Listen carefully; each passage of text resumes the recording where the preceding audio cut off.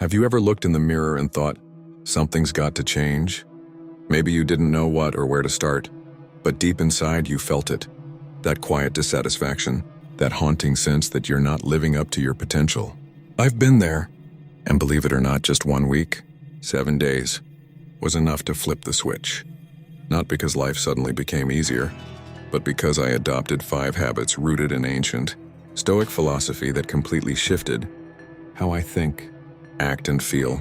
Stick with me, because what I'm about to share won't just help you with discipline or productivity. It might just save your relationships, your purpose, and your peace of mind.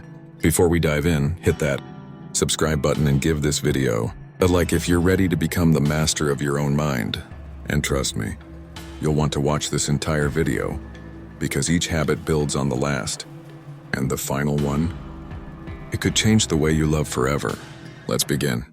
Story context, the breaking point. It was a Sunday night and I felt hollow. I had a job.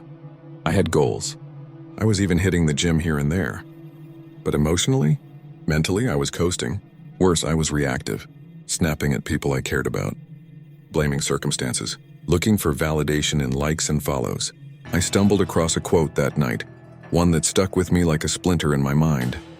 Marcus Aurelius once said, "You have power over your mind, not outside events. Realize this and you will find strength." I couldn't stop thinking about that. And something in me said, try something different for 1 week. Just 1 week. No excuses. No waiting. That's where the 5 habits come in. Let's go deep. Habit number 1, morning negative visualization. Each morning for just 5 minutes I imagined the worst. Sounds counterproductive, right? But stay with me. This Stoic practice is called premeditatio malorum, the premeditation of evils. I'd sit in silence and picture things going wrong. Losing my job, a loved one getting sick, my plans failed. Not to dwell in fear, but to remember that everything I have is temporary. Suddenly, every conversation mattered more. Every cup of coffee tasted richer. Every ordinary moment became precious. And the bonus effect? I became emotionally bulletproof, because I was already mentally prepared for life's punches. Lesson: you can't be grateful for what you're not afraid to lose. Start your day with humility, not entitlement. Habit number 2, voluntary discomfort. Day 2, I did something unusual. I took a cold shower, not for health reasons, not to be trendy, but because the Stoics believed in practicing discomfort when you don't have to. Seneca once said, "Set aside a certain number of days, during which you shall be content with the scantiest and cheapest fare, with coarse and rough dress," saying to yourself the while, "Is this the condition I feared?" That week I walked more instead of driving. I fasted for 16 hours. I wore simpler clothes. The lesson? I stopped fearing the loss of comfort. Most of us are owned by our conveniences like emotional slaves. But when you choose discomfort, even briefly, you reclaim power over fear. Lesson: the man who fears discomfort is a prisoner, even in paradise. Habit number 3, daily journaling with a Stoic twist. By day 3, I started journaling every evening for 10 minutes. But not just a diary dump. This was different. Each entry had 3 parts. 1, what did I do well today? 2, where did I let emotions control me? 3, what would the Stoics do differently? One day I wrote, "I lost patience in traffic again." Felt the rage bubbling up. But what did that solve? Then I'd reflect. Epictetus would say, "It's not things that disturb us, but our opinion of them." That daily reflection, paired with ancient wisdom, did something powerful. It slowed me down, made me intentional, and forced me to grow every single day. Lesson: you can't improve what you don't examine. Your mind needs mirrors too. Habit number 4, control your response, not the world. This one hit hard. Midweek something happened. I got blamed at work for a project delay I didn't cause. Old me would have argued, fumed, maybe even gossiped behind closed doors. But I stopped. I took a breath. And I remembered this Stoic truth.